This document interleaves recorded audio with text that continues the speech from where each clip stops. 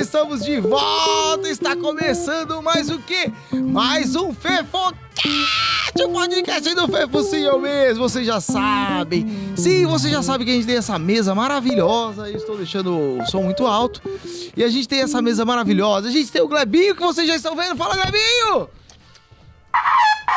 Sim! Lá vem ele com sua corneta mágica, tudo bem, Glebo? Claro, estou gigante, estou me sentindo evoluído. O que você tá achando desse novo cenário aqui? Que nível que eu tô, cara. Que, gente, que satisfação. Vocês pediram, né? Foi vocês que mandaram muitas mensagens e pediram para que eu viesse aqui pra essa ponta aqui. E por falar nisso, nas muitas mensagens que vocês mandaram, eu queria continuar pedindo encarecidamente para que você, a partir de agora, já curta muito esse vídeo, dê like, compartilhe e também comente, porque o comentário engaja muito e ajuda a gente. Ó, tem uma palma no fundo. Eu sei que a gente tem uma tá... palma no fundo tem que uma palma... tira assim, muito rapidamente. Hoje Fefo DJ Hoje eu tô de DJ, cara. de tigragatica e de tigragataca, certo? Então, gente, depois que você já curtiu muito esse vídeo aqui, porque não custa nada, é de graça, eu vou falar outra coisa que não custa nada, é de graça e ajuda muito a gente, que é o quê?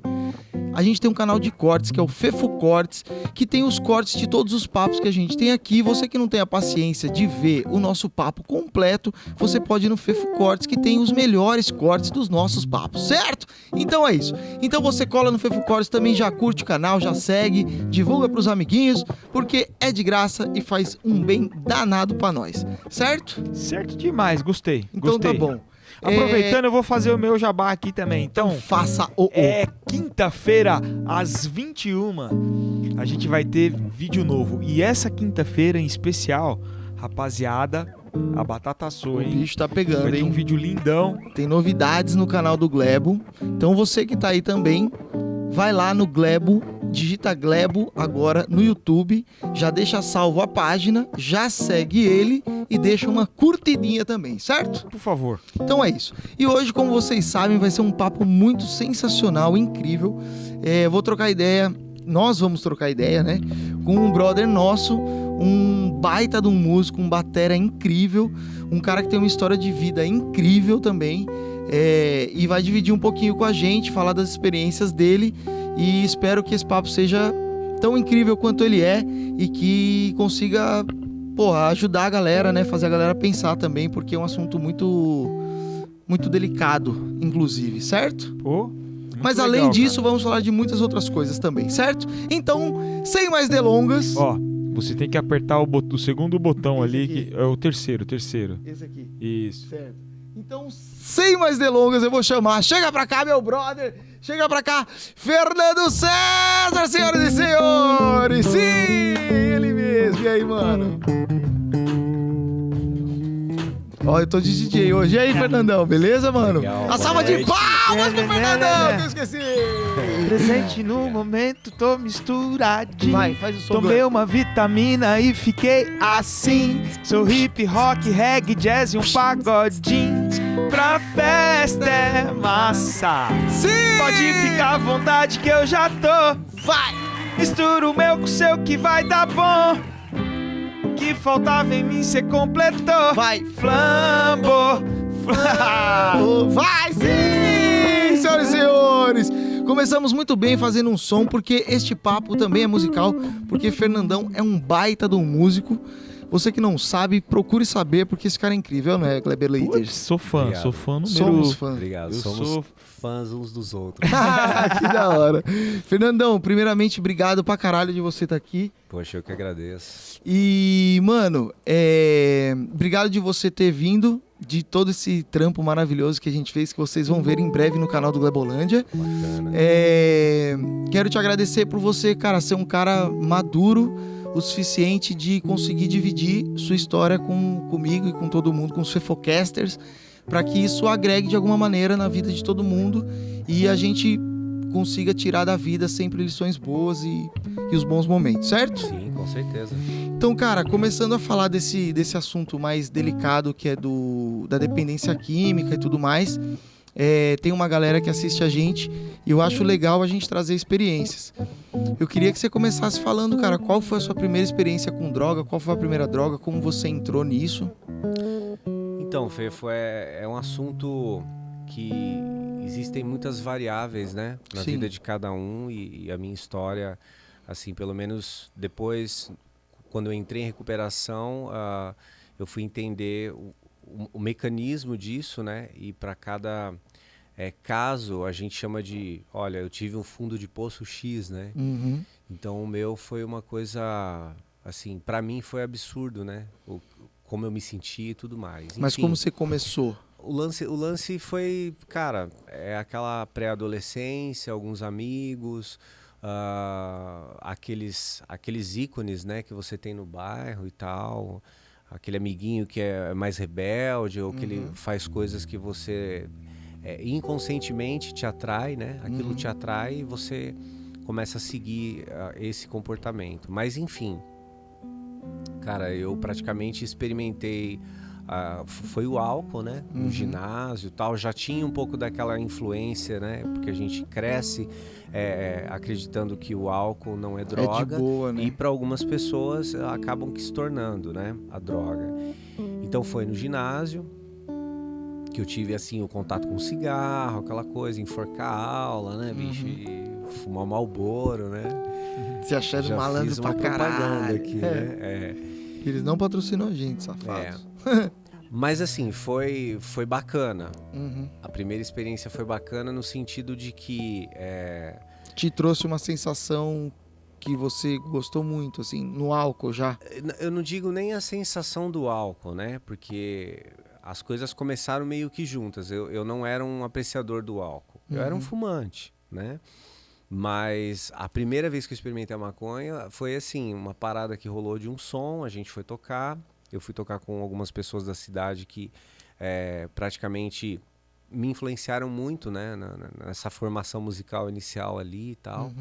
E aí a gente tocou tal, e na volta eu peguei carona, né, eu estava de carona com uma galera tal. E imagina, eu tinha 15 anos de idade, né? Lá só tinha bicho quarentão, Os cara mais cinquentão, os velho, caras pô. rodado, né? Inclusive no assunto, né? Eu mal imaginava que eu estaria ali sofrendo uma influência, né? Numa fraqueza, né? Mas aí a gente tava tocando e era legal. Só antes de você completar, eu acho que, tipo, isso é uma parada que leva muita gente a experimentar coisas que não querem. Sim. É o meio te pressionar e você quer fazer parte do grupo e você quer, não Sim. ser o pra trás, não quer quer... Sim. E aí acaba experimentando. Mas continua aí. São fatores que levam a isso, né? Antes da gente dizer que existe uma predisposição, hoje com tanta informação que a gente tem a respeito da epigenética, né? São assuntos que me interessam, mas vamos chegar lá. E aí a gente fez um som e foi o que... Acho que meio que um tributo ao Led Zeppelin. A gente tocava muita coisa legal, assim, de Purple e tal.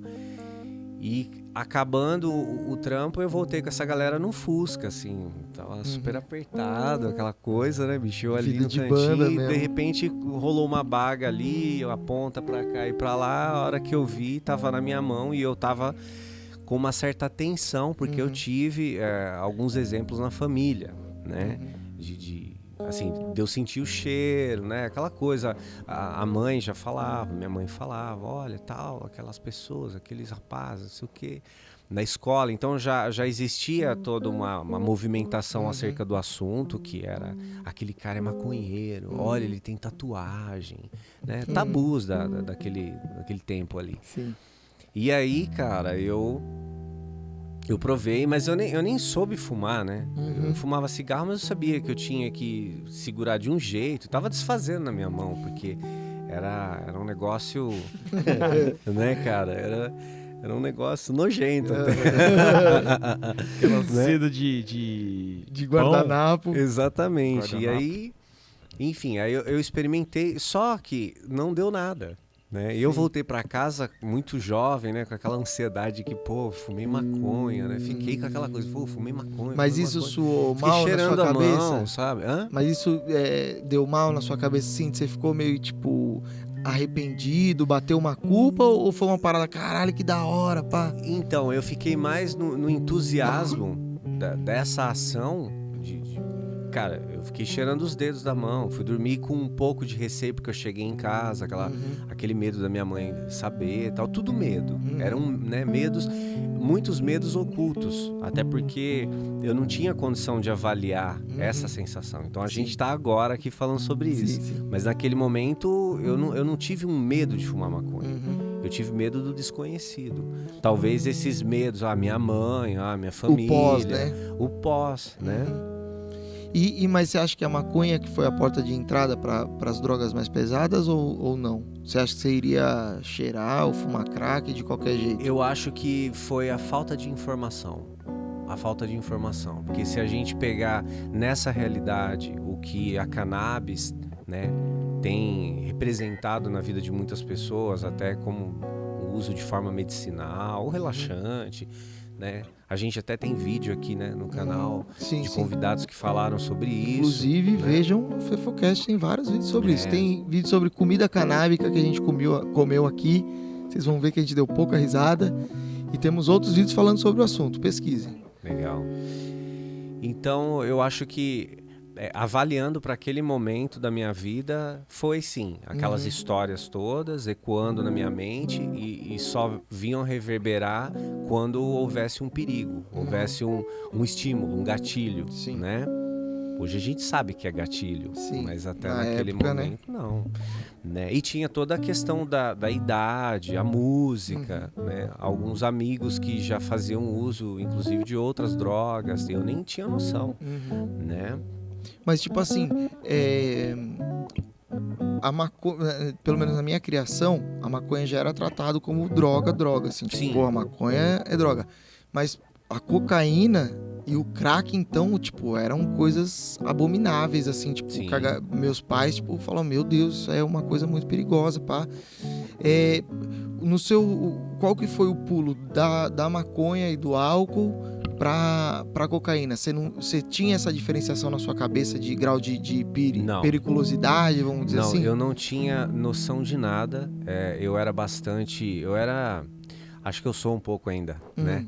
Um tanto autista, assim, eu vivi um pouco fora da realidade, meio desconectado, e eu acho que todo esse mar de influenciação, tanto da música, das histórias todas que a gente ouve, né, de uma pressão social, da ignorância, tudo isso foi o que impulsionou, né? Carências, complexos, né? Coisas que muitos passam, né? Nessa fase da formação do corpo, adolescência e tal, né? Pior, não sei dizer se seriam as mulheres, porque elas acabam sofrendo um amadurecimento mais rápido que o homem, né? Mas imagine esse garoto, esse jovem, né? Todo reprimido, né? Com algumas questões que envolviam também, né, a educação, a infância um pouco difícil, né? Criado sem pai e tal. E não tô aqui me vitimizando. Isso não é justificativa nenhuma do ponto de vista que a gente tem tantos exemplos de pessoas que não precisaram. Mas psicologicamente eu acho que agregam. Agrega, com certeza. Paradas. A figura, né, é um papel que você não teve ali. E quando que você decidiu dar esse passo para frente, sair do álcool, do tabaco e da maconha para cocaína, por exemplo? Ou você foi direto pro crack? Como é que foi? Na verdade, não. A cocaína ela foi entrando aos poucos. Eu consigo me lembrar de que a maconha ela era mais a coisa do embalo. Né? Você não era maconheiro, mesmo? Eu não era maconheiro. Eu não era. Você fumava de vez em quando? Maconheiro não gosta dessas coisas, cara. É o outro espírito. Maconheiro não gosta de farinha. Sim. Mas continue. Mas e aí, quando que você decidiu ou qual foi a situação que fez você experimentar a cocaína? Olha, eu não consigo me lembrar exatamente o primeiro dia em que eu experimentei a cocaína, mas eu consigo me lembrar o contexto, né? Tipo, os bares que eu tocava, as pessoas que eu tinha um contato e que tinham lá uma representação naquele momento para mim, que era importante, né? Do seu posicionamento na música, ou talvez até como um adulto em algumas questões que eu não vou me lembrar. Mas você tinha curiosidade, você tinha vontade desde sempre, ou foi uma coisa ocasional? Não foi. A curiosidade era incomensurável, né? Não dava para eu saber o tanto que eu estava no tempo de estar exposto a algum tipo de risco, vamos dizer assim, né? Da curiosidade. Mas tipo assim, alguma vez antes você já tinha pensado em cheirar? Já era uma coisa que passava na sua cabeça ou não? Ou foi uma coisa que aconteceu na hora porque aconteceu... Então, tinha um pouco das histórias, né? Não era uma coisa que as histórias da época ali, do bairro, né? Ou de pessoas da família, né? Olha, não se falava dependência química. Americana, isso. Americana, São Paulo. Né? Então, eu acredito que é assim. Hoje, eu falo num grau de complexidade, já analisando tudo isso. Por quê? Porque eu tenho interesse pela neurociência, né? Uma série de coisas aí, até um pouco o ramo da psicologia e tal.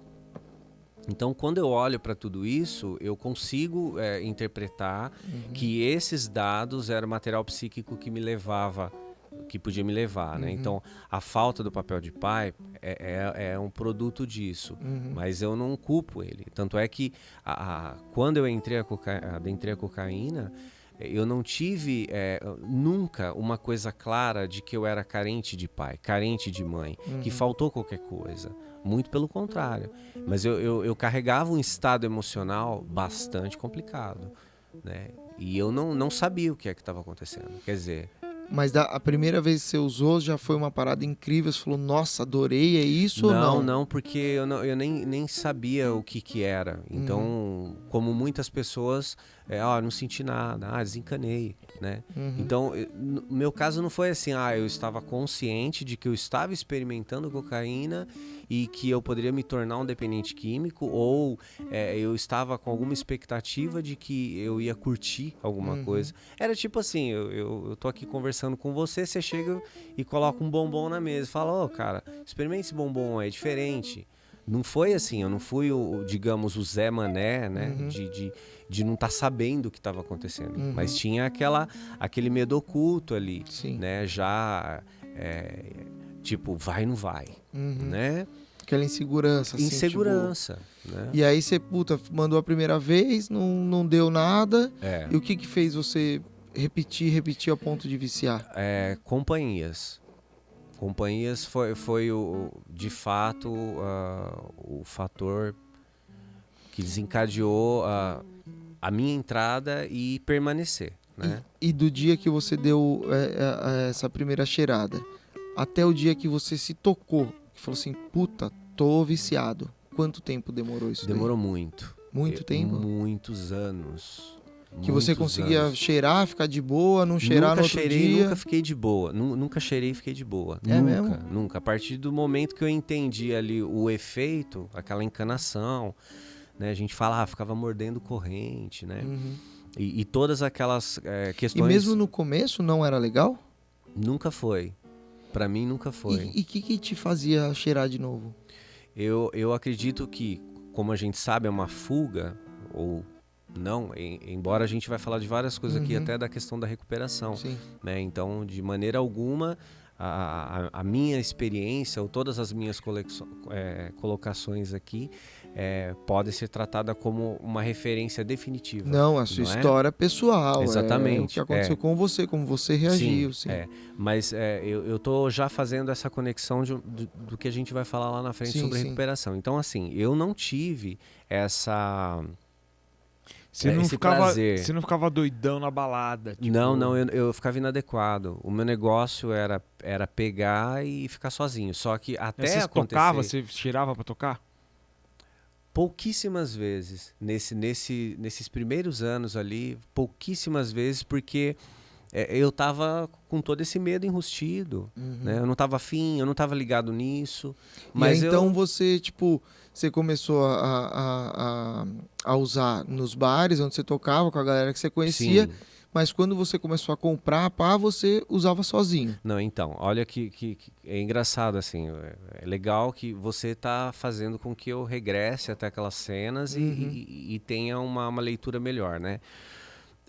Essa parte em que, olha, eu me tornei um viciado, né? Mesmo que na época eu não tinha essa noção, eu me tornei um viciado, agora eu compro sozinho, eu vou usar sozinho.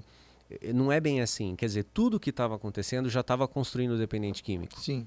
Né? Então, a movimentação era em função já de um ritual que estava se estabelecendo na minha vida, né? E quando que você se tocou e falou assim, puta, fudeu? Eu, como sempre, sofri por isso, né? De estar fazendo algo errado, né? Então, vem toda uma questão familiar Uma aí. culpa, né? A própria religião, tudo, a sociedade de um modo geral. Então eu sofria, eu chorava, né? Então depois do uso... Sob efeito. Não, depois do uso. Depois do uso, Depois do pós. uso. Isso foi O progressivo. que você sentia no uso? No uso, cara, Qual era a era só sensação aquela que te dava? aceleração, aquela fissura, né? Aceleração, muita ansiedade e tal, e não sentia fome. Mas alguma coisa boa, alguma referência? Tipo, nossa, dava por 10 segundos que seja, mas dava um pico que você se sentia bem, assim, não? Eu vejo, no meu caso, que era simplesmente o alívio da abstinência. Né? Se eu Uma coisa estivesse, química, assim. era uma questão química, né? Pô, Entendi. cara, tô com o nariz entupido. Lembra do Arthur Gil, né? Nossa, naridrim, todas essas coisas. Porra, né? Então, era aquela primeira sensação e acabou ali. Quer dizer, são 10 segundos, depois já começava um inferno mental. Entendi. Eu já tinha uma mente potencializada em alguns aspectos, a neuroassociação, né, a cognição. Mas a minha tendência nisso tudo era sempre para baixo. Era sempre me martirizar. Cara, eu não sabia na época que eu carregava uma culpa por eu ser assim. Então, tipo, eu não conseguia parar e falar assim, não... Né? Tá tudo bem, né? Olha, eu vou olhar aqui a criação que eu tive, foi maravilhosa dentro das condições que foram, né, estabelecidas, mas foi sofrimento sempre, tipo, não dava para falar eu vou fazer e vou ficar tranquilo. Sempre tinha essa culpa junto. Era uma insanidade. Você se manteve quanto tempo usando, mano? Olha, eu experimentei a cocaína com 15 anos de idade, foi até os 29. Até os 29. Caralho, muito 14 tempo. anos. E aí toda a minha vida, né, isso eu fui aprender a partir do momento que eu cheguei a adentrar uma sala de narcóticos anônimos. Então eu tô quebrando aqui meu anonimato, eu não tenho nenhum problema, né? E é um princípio também de que a gente não faz isso para se promover, né? Claro, é uma questão não. de atração, né? Identificação. A pessoa se identifica e vai chegar até um programa desses. E por falar nisso de narcóticos anônimos, o que você fez quando você se tocou? Quanto tempo? Você falou que dos 15 até os 29. Com que idade você se tocou a primeira vez e falou, puta, fudeu? E o que você fez a partir disso? Qual foi a sua atitude? Cara, na verdade, assim, desde que eu comecei lá com os 15 anos e por sinal, alguns destemperos emocionais, né? Tipo, um nervoso, um chilique, coisa... Porque a gente vai ficando marcado com os dizeres dos outros, né? Então, se eu fosse falar aqui da minha mãe, ela teve uma conduta, né, extremamente severa que depois, vinda de preocupações no dia a dia, tendo que cuidar da gente, ela tinha uma certa severidade comigo, com todos, né? Mas comigo em particular. E aí, quer dizer, a partir do momento que eu estava trilhando esse caminho, muitas pessoas acabavam chegando até mim, né? Me falando. Eu sempre tive um interesse pela religião, né? E em particular eu fui católico, depois comecei já desde pequeno ter uma influência da doutrina espírita, por exemplo. Então eu me abria, eu encontrava algum espaço, né, com alguma pessoa que tivesse esse tipo de assunto, talvez tratasse com mais naturalidade, eu ficasse à vontade. Então aí eu fui sendo levado para um caminho de tratamentos espirituais. Né? Com quantos anos, mais ou menos? Isso com 18, praticamente Depois de 3 18. anos usando recreativamente, teoricamente, Sim, você começou a procurar uma ajuda já com esse intuito para parar. exatamente. E tive uma grande força, né? Assim, Na religião. não, na religião eu encontrei, na verdade, assim, encontrei pessoas maravilhosas que sempre me trataram muito bem dentro dos processos, dos tratamentos que eram terapêuticos e tudo mais, de conseguir, né, consultas com psicólogo, né? Então, assim, tiveram inúmeras pessoas ao meu redor que com certeza estavam vendo tudo, né? E chegavam até mim para falar alguma coisa. Então, fosse dentro de uma casa espírita, fosse no bairro uma pessoa que me encontrou, a minha mãe também, né? De muitas formas ela tentou, mas Tinha muita gente próxima a você que falava abertamente com você sobre isso, para você procurar ajuda, para não, você...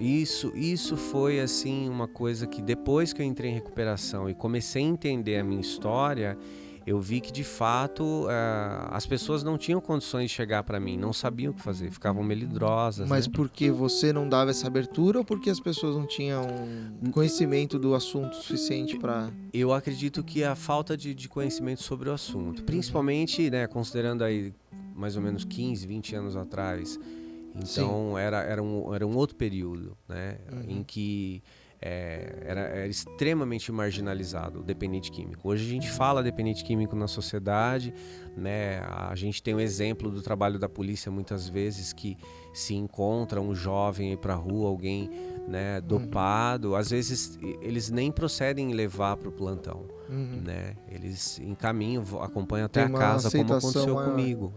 Você teve algum BO assim com polícia, Tive com um alguma BO, coisa? tive sim. Então conte-nos, por favor. Eu tô tentando me situar em toda a conversa, né? Eu tô querendo Vamos falar fazer uma tudo ordem direitinho. cronológica, então.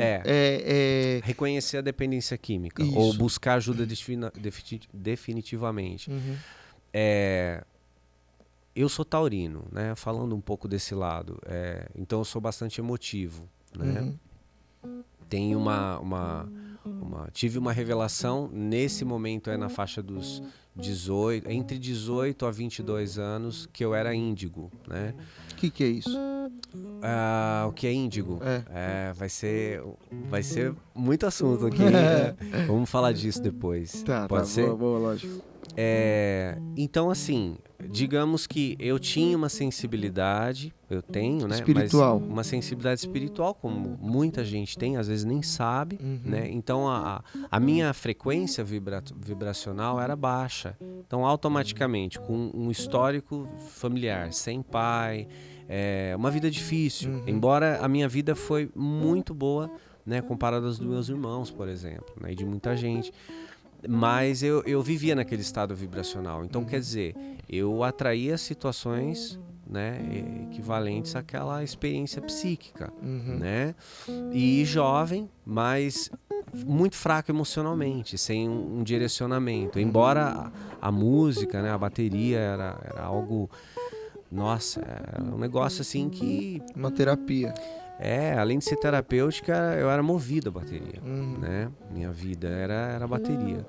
Então foi o ponto de apoio em que eu encontrei. Até eu encontrar respostas para algumas questões. Olha, isso é espiritual, desse aspecto aqui, né? Porque quando a gente fala espiritual, a gente tem uma abrangência muito grande, né?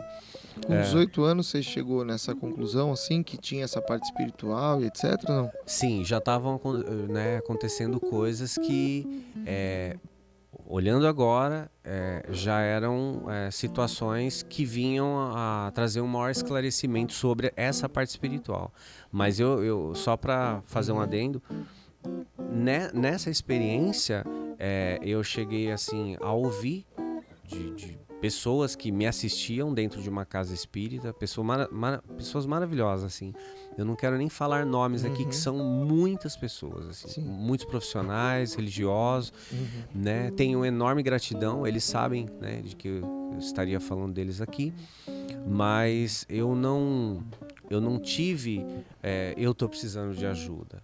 Era uma criança chorando, desesperada, com dor, e nem sabendo explicar qual era a dor, em qual nível era a dor, e por que existia uma dor. Quer dizer, a cocaína se tornava uma catarse, mas o problema é que ela também gerava uma bagunça neuroquímica. Então, como que eu ia ter uma catarse usando uma substância que me expandisse a consciência para que eu saísse de um quadro que era psicopatológico, né? Caralho, que brisa, hein? É, bastante. Literalmente. Mano, você acha que existia outra forma de você pensar o que você pensa se você não tivesse passado? Tipo assim, o que te mudou? Você acha que isso te mudou? Isso é de todo ruim? Não, não é não. Não, eu tenho...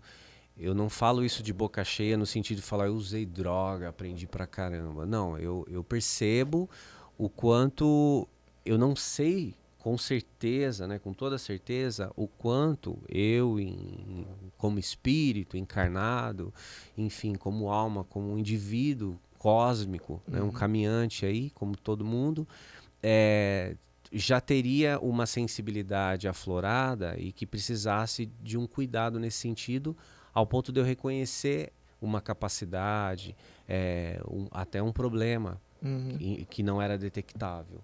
Então essa formação ela se sucedeu junto, né, que acabou virando até alguns paradigmas na minha cabeça. Né? Tipo, então agora é assim, não, mas porque eu aprendi assim na religião, né? E então eu acredito sim que para mim as drogas tiveram, né, não foram tantas drogas assim, né? Eu não era um cara curioso para usar droga. Eu quero tomar bala, eu quero usar, eu quero dar pico na veia. Não foi uma coisa até tranquila nesse sentido. É que o fundo de poço era muito grande. Então eu acredito que eu não tinha uma intelectualidade, um conhecimento, uma base para julgar até que ponto eu tinha valores e virtudes e até que ponto eu me encontrei doente ou estava caminhando para algo muito pior. Né? E essa é a questão toda aí.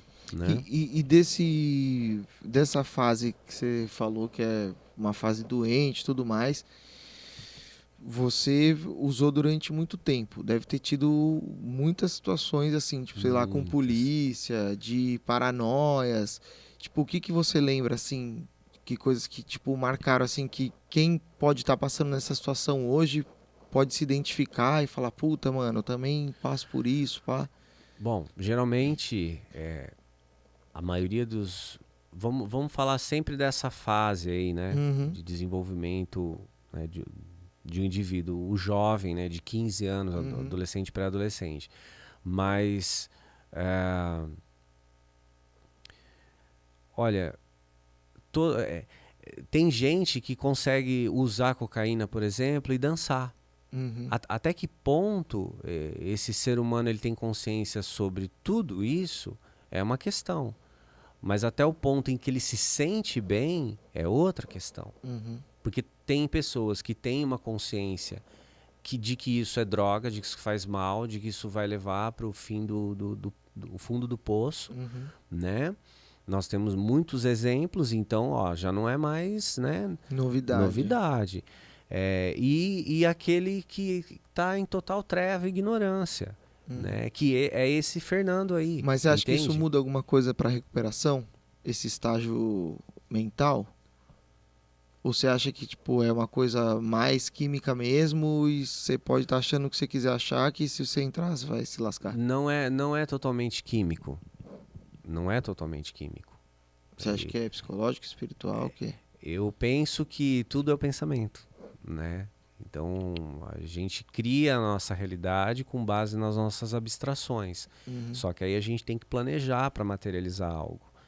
E a gente não planeja, assim como eu aprendi em NA. Eu não vou na farmácia e falo, vê 2 gramas de morte. Né? Não é assim.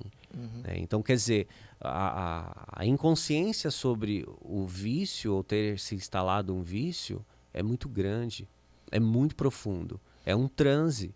Mas muito. Com 18 anos você já sabia que você estava dentro desse vício ou não? Eu já carregava, já estava cheio de estigmas. Mas você conseguia ficar sem cheirar um dia? Se eu fizesse um propósito durante até um certo tempo, existia essa briga. né? Então, eu Não, queria saber isso. Em quanto tempo você conseguia ainda falar assim, não, hoje eu não vou cheirar. Não, eu vou ficar X dias sem cheirar. Quanto tempo você ainda conseguiu controlar esse... que não virou uma rotina diária? Eu controlei até o ponto em que eu cheguei no crack. Mas, quer dizer, o progresso na cocaína foi grande para chegar no crack. Eu não cheguei com 18 anos e falei assim, eu preciso me tratar. Não foi isso. Foram vários chamados, né? Várias pessoas. Olha, tem um amor exigente. Olha, leva ele não sei aonde. Sabe aquela coisa, né? Sim. Então, por favor, refaça a sua pergunta aí, que eu acho que eu tô virando lâmpada O aqui. problema é que eu não lembro mais. Não o que eu lembra mais, perguntei. né? Cadê? Não, Quanto tempo? Ó, o japonês, ele é incrível. Eu conseguia ficar. Eu conseguia. dos 15 anos até qual idade você conseguia ficar, você conseguia controlar? ter um Foram vários controle? períodos. Foram períodos, Ah, entendi. né? Como diz, Com tem 15 aquela anos fase... tinha a fase que você não conseguia ficar sem, mas tinha a fase depois que você conseguia eu não ficar sabia sem. que eu não conseguia ficar sem. Era Entendi. tipo, eu sentia vontade de ir atrás, e aí tinha um amiguinho, aquela coisa. Quando virou né? diário, assim? Não chegou a ser diário porque eu não aguentava. Eu não aguentava. Então, assim, o meu extremo com a cocaína foi de pegar, tipo, 12 papéis. Pra um dia? Isso, não para um dia, eu ia usando. Virava um dia, eu ficava andando de carro para baixo e para cima. Sem destino. Sozinho. 12 consegui- papéis você usava em quanto tempo? Uma semana? Não, eu era o tipo de cara que ia devagarzinho. E Mas isso até acabar. até acabar. E quando estava acabando, bem antes, enquanto tinha, né, existia um auto-engano em relação à tranquilidade de que eu tinha o suficiente. Era um auto-engano, porque você não tem controle. A gente conversando aqui, a gente já se perdeu num instalar de dedos aqui. Imagine, tipo, você fissurado para usar uma coisa que você não tem controle, né, e que você não sabe qual a reação que você vai ter. E Real, te total. pergunto a mesma coisa. O que foi o pulo da cocaína pro crack? Bom, eu experimentei o crack na minha adolescência, por influência de um amigo tal, e aqui também ninguém tem culpa, nem amigo, nem nada, né? Eu estava na minha condição evolutiva, eu tenho esse pensamento hoje, né? Mas, então, eu tive uma situação em que esse amigo, ele já era como posso dizer, um usuário um pouco mais experiente, quer dizer, ele já tinha assumido que ele era maconheiro, por exemplo, né? Mas você fumou crack sabendo que era crack? Fumei crack, sabendo que era crack, e por sinal foi com esse amigo que a gente foi até o lugar para comprar, a biqueira, né? Eu fiquei um pouco longe, ele já tinha essa experiência de adentrar lá a favela, o esquema, e pegar. Só que daí quando ele chegou, ele falou, ó, mano, só tinha BO e tal. E eu meio, sabe, meio inocente, ou talvez do meu ego ali, né, informação. Ah, beleza. Eu não me lembro de me empolgar né, nesses starts. Mas você queria ficar chapado de algum jeito e veio isso e você falou, beleza. Eu não tinha essa ideia de ficar chapado, né? Eu não Você só tinha... tava ali, você ia participar. Com a maconha era um pouco diferente, né? Um pouco parecida com o efeito do álcool, né?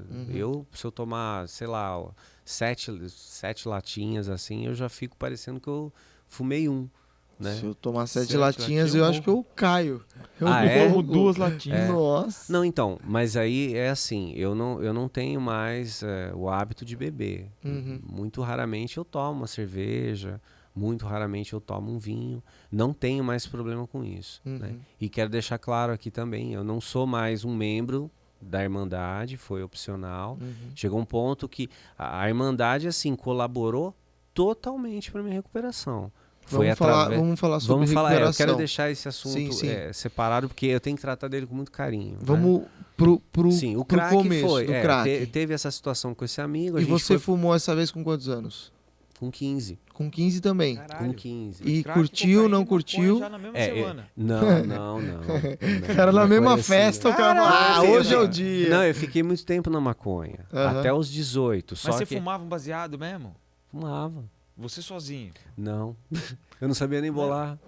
Eram os amigos que, danado. entendeu? Sim. Você colava com o rolê e você ia fumar. ficava doidão, não? Eu não ia pro rolê assim. O rolê era tipo ir no posto de gasolina, Colar na praça, ver as que eu minas digo, na avenida, sabe Uhum. aquelas coisas? Aquele puta complexo de inferioridade, sem encostar no carro e querer ser bad boy, né? Então você vê as ilusões daquela Várias fase da coisas idade. Exatamente. Constrói, né? Né? E essa experiência com o crack com 15 anos, foi boa ou não? Eu não consigo. O que eu me lembro, eu tenho boa memória, mas eu não consigo me lembrar como eu me senti. Nunca teve assim. Nossa, eu nunca consegui dar um sorriso, sabe? Eu me Tinha a lembro mesma parada da cocaína, da culpa. totalmente. Já tava comprando, eu já tava fazendo, né? Mas assim, eu tive só essa experiência com esse amigo. Passou. Depois passou. Passou. Aí o que aconteceu? Mais tarde, lá com 20 e poucos anos, eu fiquei um tempo, eu tive uma parada seca, como se diz. Eu não vou lembrar totalmente, mas a influência da minha ex-mulher foi Que é de parada grande seca? peso. A parada seca parou sem ter uma programação, sem ter uma instrução. Simplesmente parou de usar. Até a expressão parada seca é muito peculiar, pelo que eu sei, dentro do meio de recuperação. Né? Mas isso da cocaína ou do crack? No caso da recuperação, você Da fala da parada parada seca, seca, a parada seca com cocaína. Com cocaína. Digamos assim, o meu problema era a cocaína. Sim. Eu não gostava de fumar maconha e ficar com preguiçosão, né? Sempre foi assim pra mim, né, a maconha. Então, eu já criei um laço quando eu experimentei e aquilo me causava euforia, né? Essas sensações de... Já foi mais legal que a maconha pra você. É legal nesse sentido, né? Talvez me dava uma sensação de poder.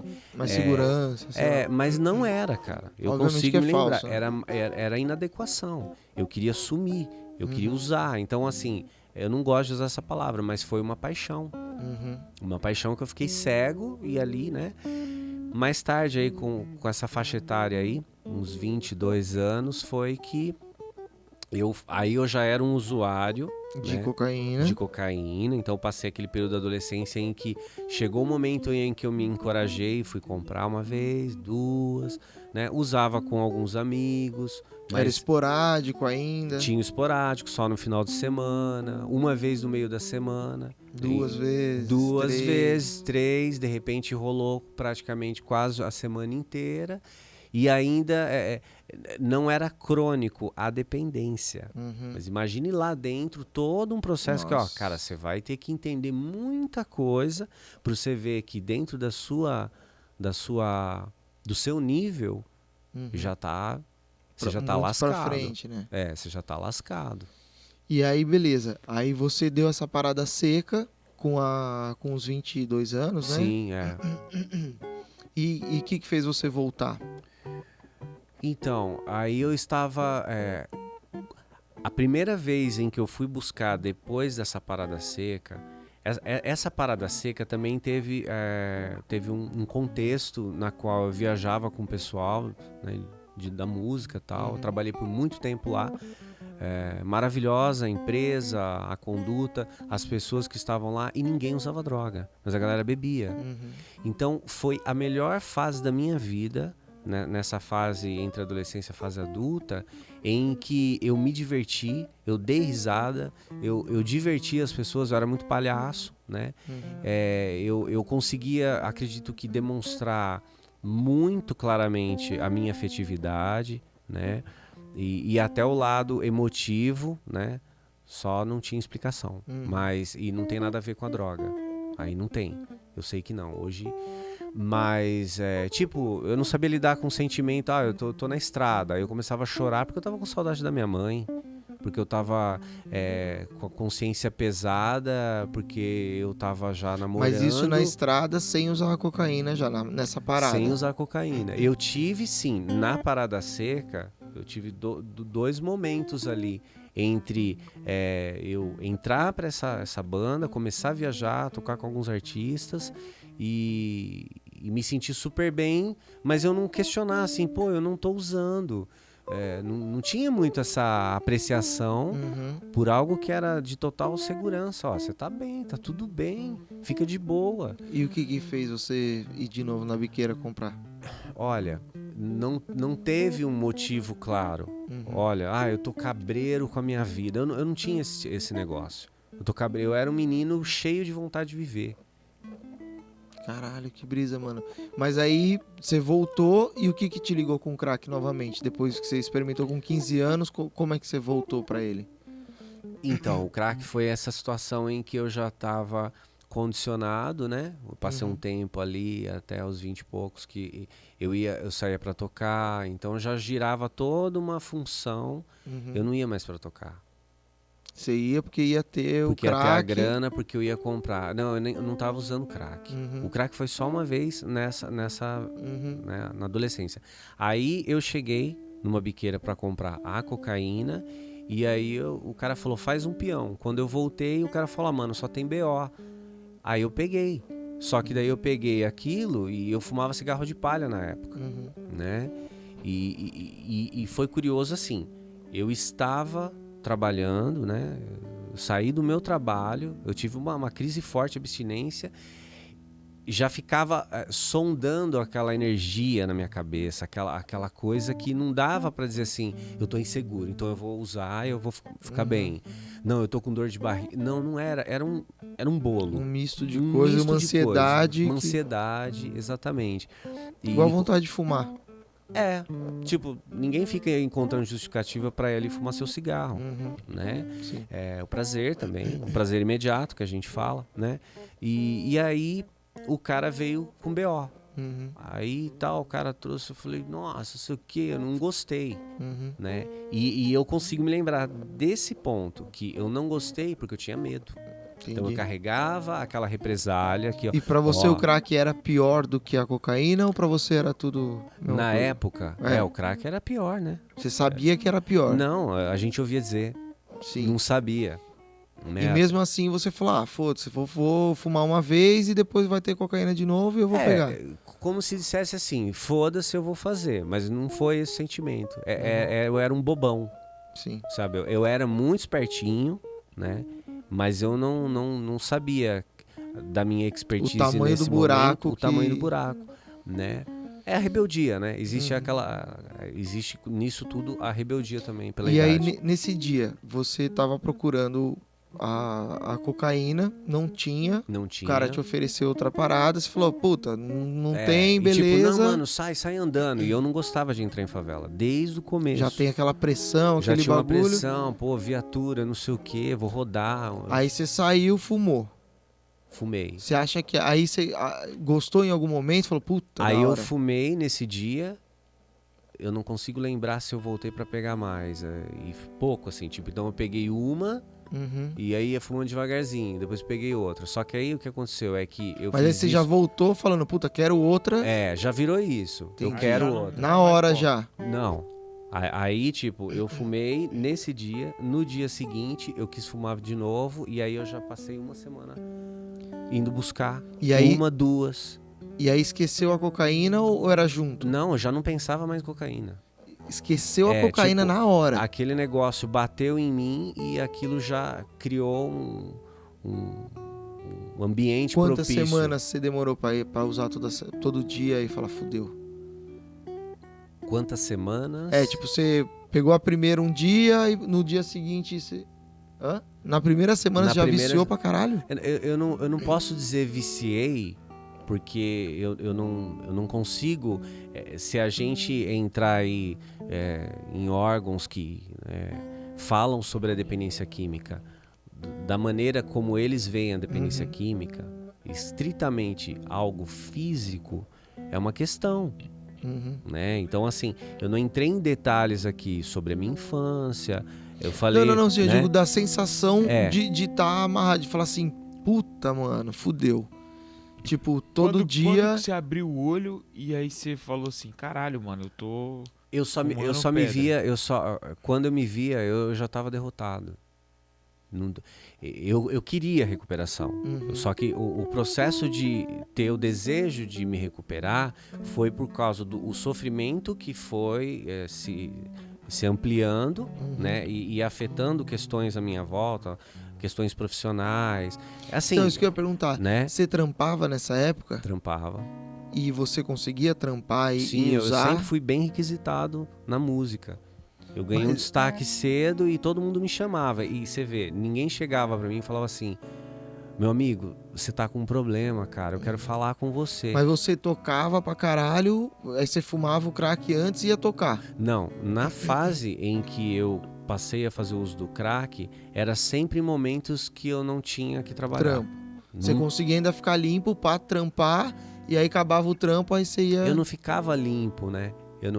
Eu entendi isso a sua Aham. colocação, mas pra mim já ficar limpo já é Não, recuperação. tá, entendi. Mas assim, eu não ficava limpo. Na verdade é que nem assim, a gente tá aqui conversando e eu tô com sede, mas eu não Uhum. te pedi água. Mas eu sei que daqui a pouco a gente vai tomar água. Uhum. Então ficava aquela coisa assim, eu vou pegar a grana, depois eu vou. Ou Entendi. então eu chorei pra caramba naquela vez lá, não quero mais. Mas era uma historinha que eu tava contando e que ia durar muito pouco tempo. Depois você ia se convencer que você ia ter algum motivo pra ir lá pegar de novo. Eu não ia me convencer, porque eu pegava o carro, saía de casa ceguinho, eu cheguei a ir pra boca chorando. Várias e várias vezes. E não conseguia parar o carro. Não conseguia parar. Eu pegar o carro como se fosse um robô, um Android programado pro uso. Já tava tudo escalado dentro da minha cabeça. Se a minha ex-esposa fosse sair de casa, né? Veja bem, tudo isso que eu tô falando é que eu consigo avaliar hoje. Claro, Né? claro. De anos e anos pra cá, de recuperação, que eu vou conseguir. E até consigo explicar muita coisa porque eu tenho interesse pela mente humana, né? Mas esse negócio de, nossa, ferrou, era assim, quando ferrou eu tava sem dinheiro na rua, com o carro encostado, eu tava batendo na casa de alguém às 10 horas da noite, pedindo um dinheiro, porque Caralho. acabou a gasolina, né? E preocupado de voltar pra casa, pô, foi uma fase terrível, terrível. E você chegou a passar algum perrengue mesmo, assim? Tipo de polícia, de ser preso, de Não, dormir na perrengue não. rua, sei lá. Não, eu não cheguei a dormir na rua, mas as coisas me assustavam. Conta aquela história do que você tava indo pra algum lugar e tinha um corredor, tinha um comando e você tinha pego o barato. Sim, nossa, Conta essa isso. história aí. Então, na verdade, assim, essa história é um susto, né? Assim, não aconteceu choque. nada. Eu fiquei bem chocado. E já essa história que eu vou falar é tipo, eu saí pra tocar, pra receber a minha grana, né? Tinha compromisso, eu estava com uma pessoa, né? Essa pessoa me amou muito, eu amava muito ela e ela fez de tudo pra me ajudar, né? Então me levou pro caminho da religião, mas me acompanhou em tudo, né? Tudo. Então saí pra trabalhar, beleza. Só que já estava acontecendo sempre aquele ritual, né? Então eu ficava ansioso pra sair, já dava dor de barriga, eu já passava na biqueira, já pegava, eu ia usando isso, cocaína, pra tocar. Você vê, a maconha foi assim, uma fase inicial da adolescência, eu não quis mais. Raramente eu fumei maconha em toda a minha ativa, raramente, porque, não, é mais tranquilo, eu vou fumar umzinho. Né? Eu nunca fui legitimado maconheiro, né? Mas... E aí você tava nessa fase ainda, tipo, puta, indo pro trampo, indo tocar, e tinha que passar na biqueira antes, pegar. Passei, peguei, toquei. Cara, quando eu toquei, já tava passando mal, que eu tinha que pegar o negócio. Eu não fui usando, eu me lembro que eu não fui usando. Aí era uma outra cidade, próxima de Americana, e voltei. Aí quando eu voltei, eu já fui direto pro lugar, assim, cara, eu ia transpirando, eu ia tremendo dentro do carro, eu ia num estado de angústia, que não havia uma catarse, né, para o reconhecimento desse sentimento. Não havia assim, olha, cara, eu tô triste, né? Eu já tava com medo, eu já tava isolado de todas as pessoas que eu pudesse pedir ajuda. Eu não sabia pedir ajuda. Porque geralmente quem chega à condição de uma recuperação, uma internação involuntária ou voluntária, é porque ela tem dificuldade de pedir ajuda. É o famoso sozinho eu não consigo. Você Né? chegou a se internar alguma vez, não? Me internei, fiquei 30 dias. E aí a história foi, eu saí de lá, beleza, Aí eu fiquei usando a noite toda, andando de carro. Aí, Tipo, no carro mesmo. sim, Andava no eu carro, dirigia você com uma girava perna e esticava com a outra, de boa. e ficava gastando gasolina. Gastando gasolina pra rodando. todo lado, pra todo lado. Porque eu não queria descer do carro, porque eu tava com medo, eu queria usar. Uhum. Isso já tava claro que eu queria usar, né? Mas era Não assim, tinha um lugar seguro, então você usava no carro pra ficar de exatamente, boa. Em pra- movimento, em pra ninguém te... movimento, só que ao mesmo tempo tudo isso criava uma aceleração enorme em mim, Você né? tinha aquelas brisas de perseguição? De achar que tinha Muito. gente te seguindo? Qual que é essa sensação? Nossa, é terrível, cara. E ela demora a acontecer? Mas eu quero pegar terminar, o ponto. desculpa. Não, tudo bem. Eu também me estendo, né? É um pouco o meu jeito. Mas assim, essa situação em que houve o primeiro caso de polícia foi que eu fiquei usando. Aí chegava uma hora que eu queria parar em algum lugar.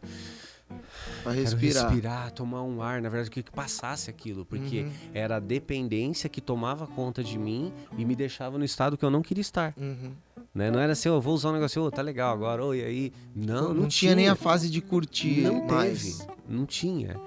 Foram pouquíssimas vezes que, sabe, aquele sorriso sonso, mas eu tava já, né, tomado ali por um efeito, né? Sim, sim. E aí, cara, eu fiquei andando, aí a minha ex-mulher começou a me ligar. Começou a me ligar, e aí já, né, nossa, isso aqui, Mais desliga culpa, né? liga o celular, né, e aí já tava rolando muita voz na minha cabeça, e eu acredito que também na parte espiritual, mas todas aqueles pequenos investimentos, Como assim, voz pede na ajuda, cabeça? pede ajuda, né? Na sua Vai cabeça, pra uma casa. voz falando, pede ajuda. Sim, pede ajuda, vai pra casa, fala com aquela pessoa, né? Então já tava ocorrendo esse efeito, né? Mas aí já tava muito forte pra mim, né? E aí eu fiquei rodando, cheguei a parar com o carro numa situação de tipo um pasto, que era à frente de uma empresa. Entrei com o carro lá, já amanhecendo o dia, então era terrível ver o dia amanhecendo naquela condição. Fumava muito, um cigarro atrás do outro, né? E queria ficar cheirando de pouquinho, não parava, né? Aí eu parei com o carro dentro desse pasto e tal, e ali, cara, eu já tinha uma passagem por algumas religiões afro, como a Umbanda. Eu gostava, né? E eu já tinha essa coisa de... eu pedi ajuda pra tudo que você imaginar. Jesus pra tudo, né? Mas eu queria falar com a Preta Velha. Eu queria falar com a Preta Velha me ajuda, Preta Velha, Preto Velho.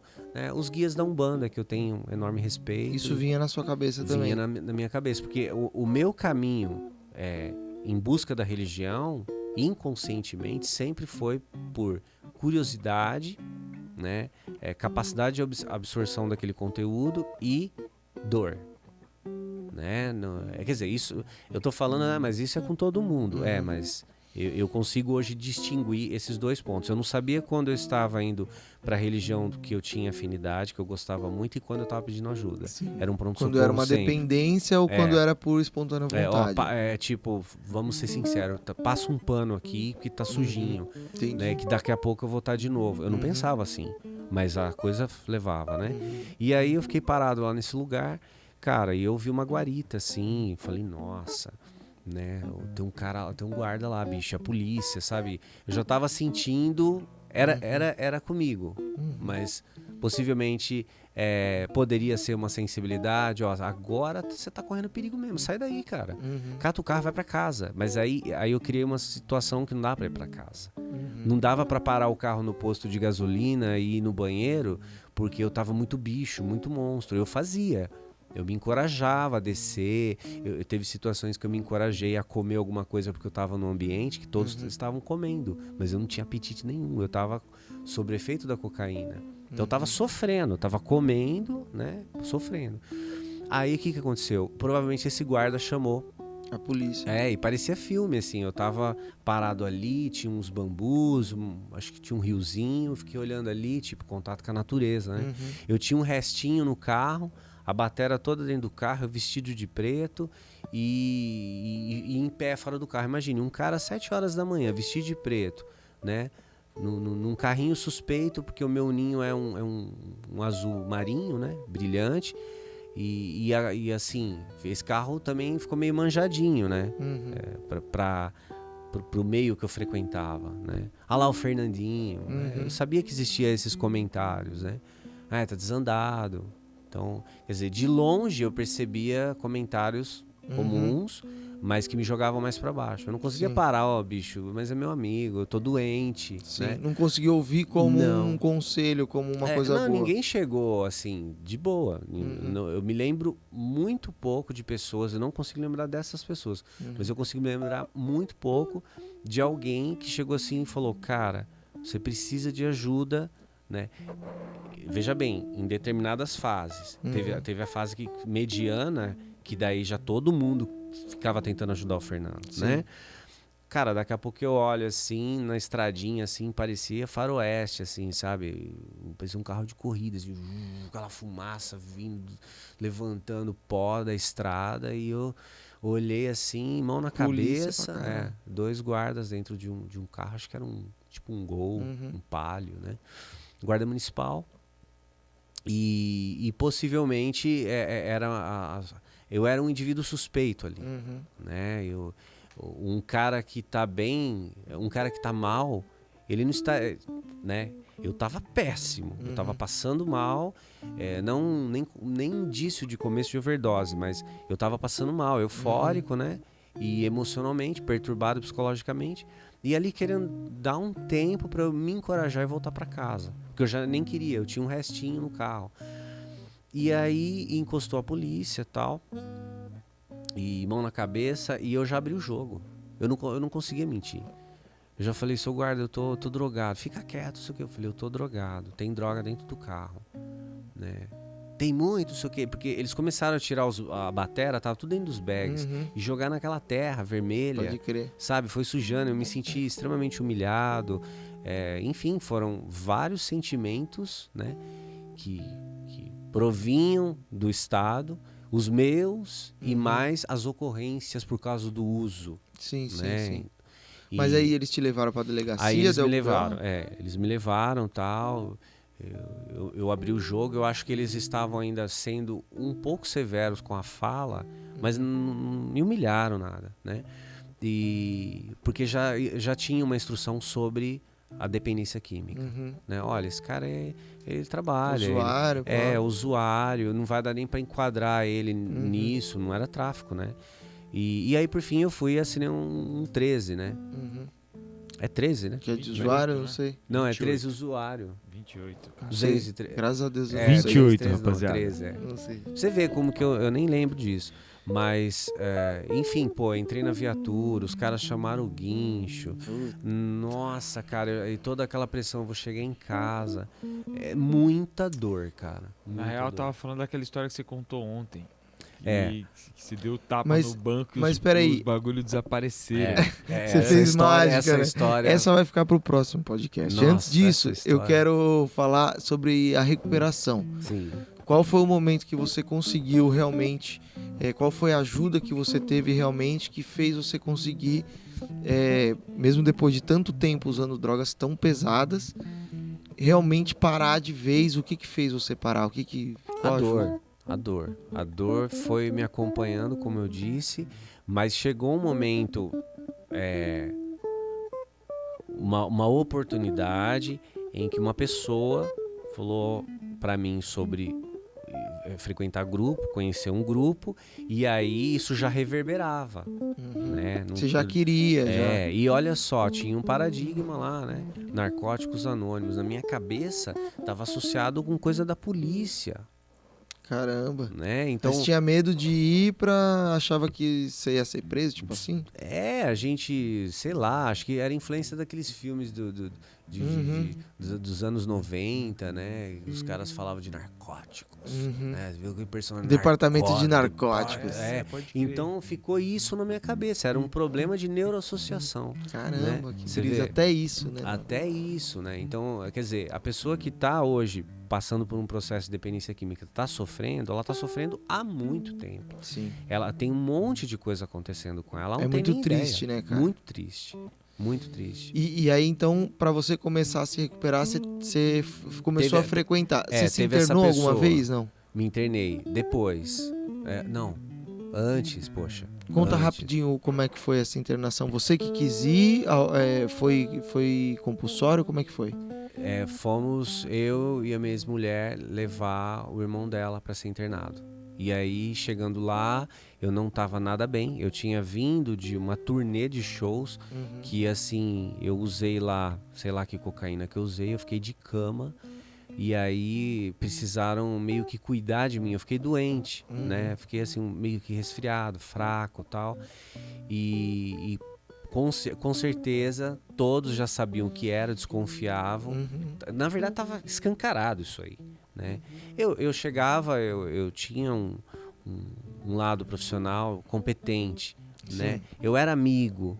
Eu carregava um fardo de querer ser honesto. Até quando eu bati em portão pedindo R$10, eu falava, amanhã eu venho, tá? Olha, eu te dou um pouco a mais. Eu não fiz uma relação com traficante na favela, né? Eu vim de família simples mesmo, né? Mas eu não tive, graças a Deus, cara, sabe? Tipo, que bom que eu não criei nenhum tipo de vínculo nesse sentido, porque possivelmente, não sei nem se eu estaria aqui. O abuso, né? A compulsão, né? Como a gente diz, você tem três fatores aí que criam essa redoma, né? E negação, enfim. Mas você foi levar lá o seu cunhado? Eu fui levar o meu cunhado e quando a gente esteve lá, eu conheci algumas pessoas da clínica. Aí, por fim, uma pessoa chegou até mim e os caras já sabiam, né? Os caras viram como que tava a minha fisionomia, eu tava mais chupadão, coisa e tal, e amarelo, né? Abatido e tal. Não comia bem também, era adolescente, fumava muito, mas enfim. E aí, o que aconteceu? Eu, trocando uma conversa ali, cara, o cara conseguiu me convencer que seria muito bom que eu ficasse lá, né? E aí, quando ele foi conversar comigo, é evidente, assim, pra mim isso, que eu não vi o meu pai, mas era uma figura paterna, né? Tipo um cuidado, assim. Exato. Aí ele era um pouco matuto para lidar com algumas questões, mas dá para entender a idade, a história do cara, toda a vida dele. É uma pessoa maravilhosa, tal, né? E ele chegou e teve essa conversa comigo. E aí, assim, no que a gente saiu da sala em que era a recepção, que tava lá parte da família da minha ex-mulher, o próprio irmão dela, meu cunhado, ele não tá legal, assim, até hoje, né? É uma história pesada dele, né? Puta potencial. E assim, voltamos, quando a gente voltou pra sala, que ele teve uma conversa comigo, e ele foi, né? Ele usou da persuasão, me levou ali, a abordagem, como a gente fala, me abordou. E eu voltei, eu falei, eu vou ficar. Quando eu falei, eu vou ficar, todo mundo olhou e falou assim, como assim? A gente veio aqui para internar ele, né? Ninguém falou como assim, mas o espanto, né? Mas as pessoas já sabiam que você... Você tinha quantos anos, mano? Aí eu acho que eu tava com 21. Foi antes dos crack pra caralho, então. Qual foi o auge do crack? Não, o auge do crack foi depois da internação. Não, aí não teve crack. Não, sim. Não teve. Eu experimentei, né, o crack na adolescência, depois nessa fase dos 22 para 24. Você já tava querendo parar? Na verdade, assim, não. Quando eu completei 22, mais ou menos 22, 23 anos, eu e minha ex-mulher, nós quisemos montar. Eu tinha esse sonho, ter uma escola de música. Então, quando a gente praticamente efetivou a relação como casamento, a gente foi morar junto, ali eu já voltei ao uso da cocaína. Então eu fiquei naquele tempo em que eu viajava com aquela galera. Tá vendo? Não casem, gente. Tô zoando. Era só pra quebrar o clima. Só pra quebrar o clima. Porque a gente viajava, era praia, né? Era curtir, né? Tinha a nossa posição que tinha um certo prestígio, porque tocava com algum artista, né? A fase que as meninas, né, queria ficar com os músicos, aquela coisa, né? E eu tive muito problema com isso também. Eu não curti a minha vida, não que eu tinha que ser um pegador, nada disso, mas uma série de experiências que eu poderia ter tido como uma pessoa comum eu não tive. Por causa da música. Por causa da droga, por causa desses sentimentos, Entendi. né, complexos e uma série de coisas. E o que o Glebo tinha perguntado, qual que foi o auge com o crack, assim? Qual fase? Então, aí teve esse lance da internação, eu fiquei por 30 dias, e aí quando eu voltei, né, cara, não deu, acho que 2 semanas, eu saí de lá então com uma certa instrução para procurar um psiquiatra, e quando eu fui procurar esse psiquiatra, um psiquiatra muito famoso lá na cidade, depois eu fiquei sabendo que ele tinha um filho que era dependente químico, e assim, é bem, né, dentro dessa estrutura não holística, né, o tratamento que a gente tem aí, não criticando o sistema, mas esse sistema ele precisa melhorar em muitos aspectos, né?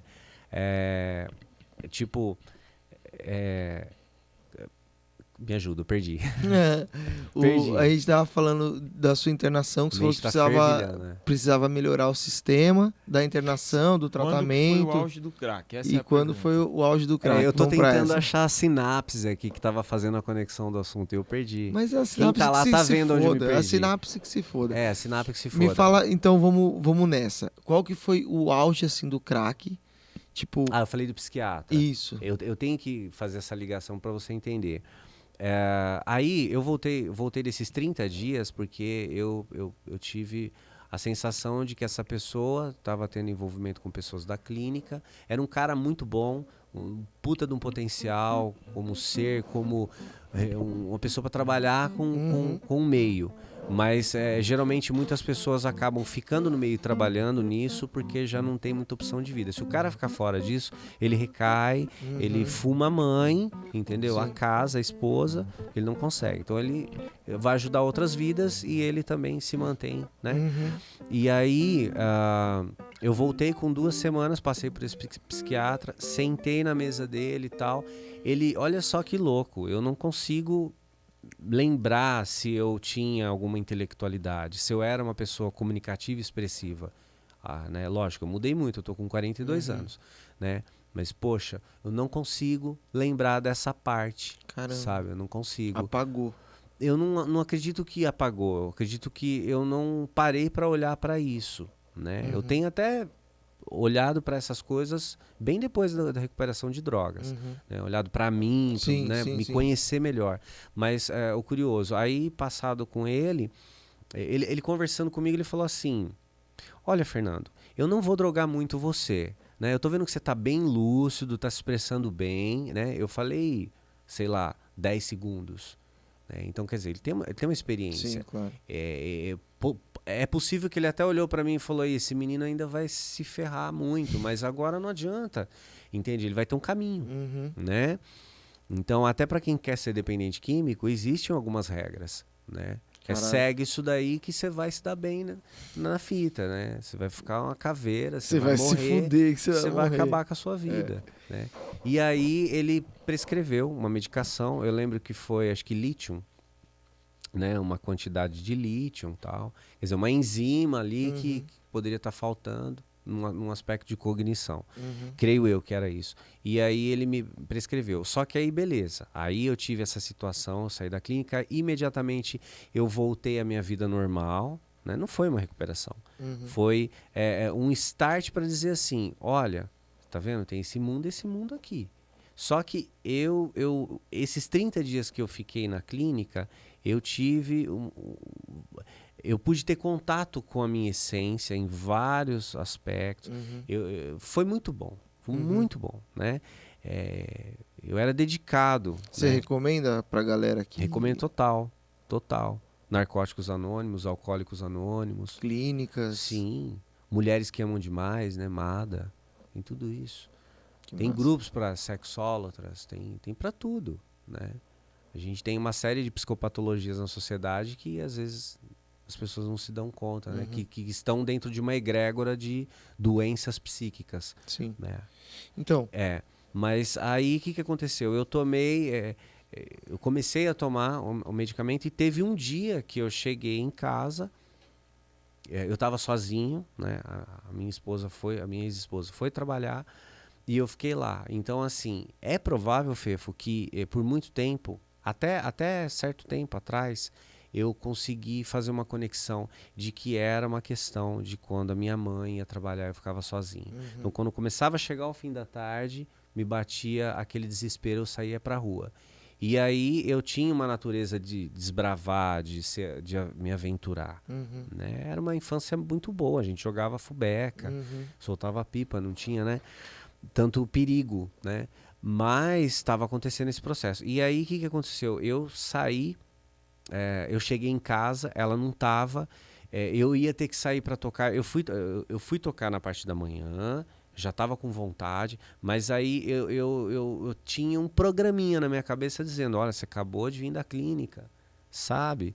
E que nada, cara, é muito louco. Aí eu fui e tomei o comprimido. Quando eu peguei o comprimido que eu botei na boca, porque muita gente não tá cheirando cocaína, tá cheirando uma série de remédios, né? E outras toxicidades aí. E aí eu tomei, e quando eu pus na boca aquele gosto de química, na hora eu já quis sair dali e comprar. Só que já assim, arquitetando, né? Eu tenho que arrumar as coisas e tal. Eu ia num certo desespero, numa coisa, mas eu era prudente, andava devagarzinho no trânsito. Eu era um nerdzinho, todo certinho, que não fazia nada de errado, mas eu usava Muito droga. louco. Então, Eu queria que você falasse, talvez, o top do top aqui, mas eu acho que eu que estava de longe, mas sou de perto, eu vi uma mudança quando você tomou o Daime. O Daime não, é ayahuasca. Não, eu não tive essa mudança com a ayahuasca. Não tive.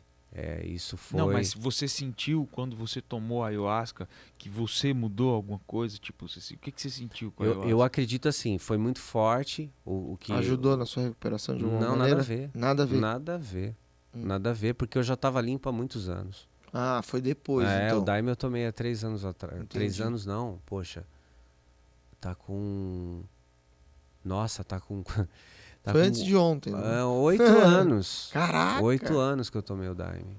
Porra, Tomei uma vez Mas só. é que assim, você não tomava uma breja antes do Daime. Depois que você tomou o Daime, parece que você tomou uma breja, você ficou mais de boa. Não, o problema é que eu fui pra tomar o Daime e eu tinha acabado de passar no McDonald's. Então, assim, eu cheguei com o estômago cheio, né? E para mim, essa erva que é medicinal, eu tenho respeito, eu não faço apologia, mas entendendo que todo mundo tá num grau de evolução, de consciência, tem uma necessidade, assim como levou tempo para eu chegar até uma sala de NA, eu bati muito a cabeça. Então, não estou dizendo que a pessoa vai usar Daime com finalidades alucinógenas exclusivamente, não. É outra parada, todo mundo já sabe, tá tudo aí, né? É só pesquisar. Mas não teve isso não. Nada Muito a ver pelo com... contrário, eu tive uma dificuldade muito grande nessas catarses ali dentro da cerimônia, ali dentro do ritual que eu passei, que foi algo que mexeu muito com essa questão da dependência química. Trouxe de novo. Porque eu tava dentro de uma programação que é o seguinte, cara, você fuma seu cigarro. Ninguém falou, você só vai fumar cigarro. Eu era fumante, mas é o seguinte, recaída, hein? Isso aqui é recaída, isso aqui vai levar você para recair. Então, existe uma questão que é parte da Irmandade, a educação pelo medo. Funciona super, porque o cara chega um bagaço na sala, ele recebe um abraço, choque, né? Ele toma um choque, daí ele começa a ter identificação com as partilhas, depois tem os serviços dentro da Irmandade. Você faz muitos amigos, né? A galera sai irmanada, vai tomar um chopp não, né? Vai tomar um café, Guaraná. Vai tomar um Guaraná, né? Todo mundo com seu cigarrinho e tomando Guaraná, é muito louco. Mas você perguntou sobre... Nem sei. Eu perguntei. Não, o Gladys falou sobre a ayahuasca, que ele percebeu uma mudança. Sim. Não, essa mudança, talvez para ele, houve uma pontuação. Né? Nesse arco aí, ele falou, aqui eu tô percebendo que eu acho que mudou isso aqui. Eu acredito que houve processos em mim que eu não consegui reconhecer naquele instante, né? Mas depois eu tive muitas explicações. E, mano, me fala um bagulho. o crack, pra mim, como eu disse no começo, sempre teve um peso, assim, na minha cabeça que, tipo, era um bagulho muito foda e, tipo, puta, entrou pra sair, Sim. é um é raro. em 1 milhão, entendeu? E eu acho que a estatística realmente é essa. Não 1 em 1 milhão, mas é, tipo, uma proporção muito, muito grande. Eu queria saber como você fez pra conseguir parar de usar crack, né, que é a droga que você estava usando. E eu queria que você também, depois que falasse como você conseguiu parar, o que te motivou de fato, assim, que você desse um recado para quem está passando por isso, para o que pode motivar, o que você gostaria de ter ouvido de alguém quando você estava nessa fase, para que você acha que poderia te dar um plim assim. Ó, acompanha então o que eu vou falar, porque de repente eu posso me perder de novo, né? Vai. E isso aí já não tem nada a ver com droga, tá? Não tem sequela, não é? Minha Eu cabeça, sou, mano, eu sou o que mais esqueço aqui. Eu tô no meio da Sou pergunta, eu prolixo. falo onde eu tava. Eu consigo fechar, mas leva um tempo pra fechar esse assunto, Aham. né? Enfim, cara, foi dor. Uhum. Desde o início foi dor. O uso, o paradigma que eu vivenciava era cheio ó, isso é pecado, né? Uhum. Não que, ó, você vai usar droga, isso é pecado. Não, mas tinha, né? O diabo, o inferno, não vai pro céu. Então, ó, crenças limitantes, né? E ao mesmo tempo, toda uma condição interior, né? Emocional. Uhum. E não atribuo isso culpando a minha mãe, o meu pai que não esteve, meus irmãos. Não existe isso. Depois de muito tempo você vê que não tem isso. Você fez uma escolha. Mas foi assim, chegado a oportunidade daquele meu amigo me levar até uma reunião e eu gostar e decidir ficar e começar a ter um pouquinho mais a tal da mente aberta para aceitar que sozinho eu não conseguia, eu comecei a permanecer com a frequência das reuniões. Essa vez que eu fui numa reunião, foi a primeira vez que eu fui numa reunião de Narcóticos Anônimos. Então, quando eu cheguei na sala, já caiu um véu, né? Sim. Já rasgou Já o véu. quebrou uma porta, exatamente, já. já quebrou uma porta. E aí eu fui ficando. E aí eu fui procurando fazer o sugerido. Eu servi a Irmandade muito pouco tempo, mas eu fui fazendo o sugerido. Ó, você tem que ter um padrinho. Olha, você tem que fazer o seu quarto passo, né? Então, vindo de algumas situações em que eu já estava ouvindo falar de 12 passos e tentando levar uma recuperação alternativa ao meu ver, que agora eu consigo explicar. Mas imagine que você fizesse uma pergunta, eu começava a ficar angustiado e chorava. Eu não conseguia explicar nada. Que brisa. Né? O bagulho mexe muito com a mente. Muito né, louco. Então, imagine, qualquer ser é uma joia, cara. Né? Qualquer ser, em qualquer nível de evolução. Você nunca sabe. O cérebro do Einstein é o mesmo do mendigo que está na rua. Né? Ou seja, o do mendigo é o mesmo do Einstein, que o Einstein já foi embora. Sim.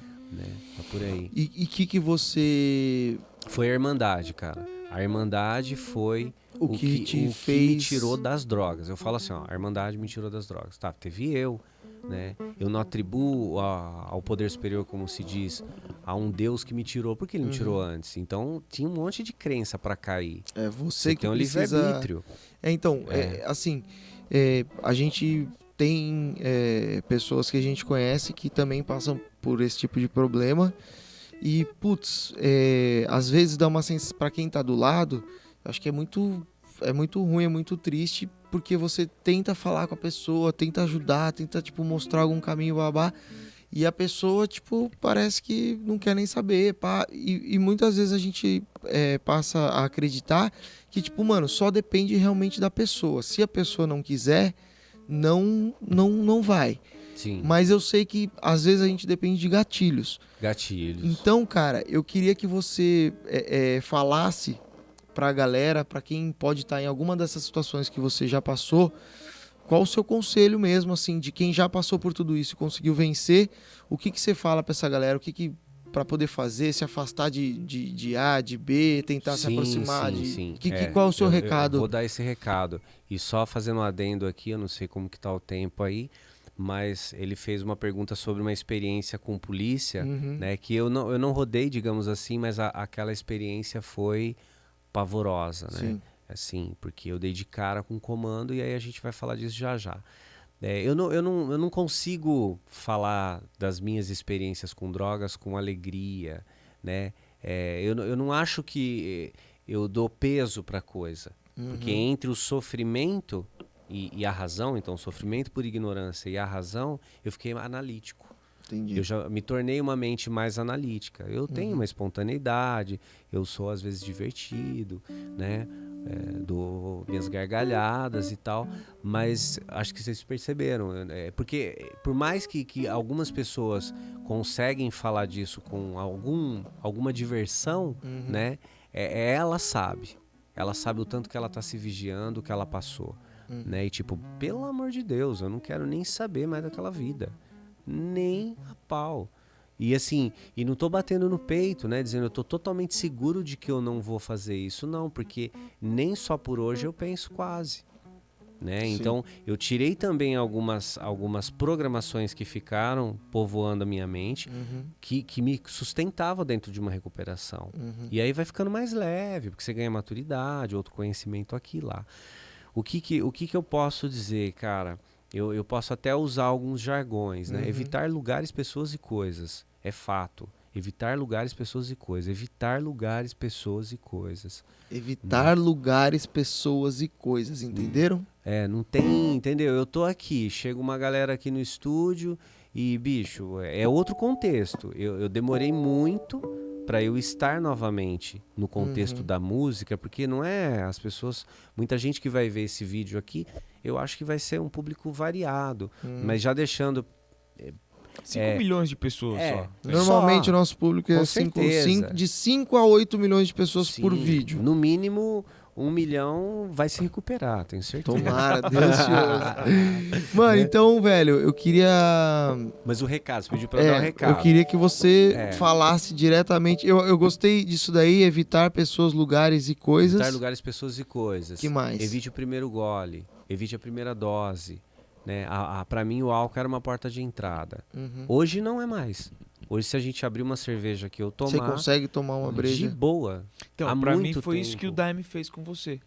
Pra mim. Não foi. Foi num terreiro de Umbanda. Entendeu? Foi conversando com o Exu, que ele me colocou a garrafa de bebida e falou, toma.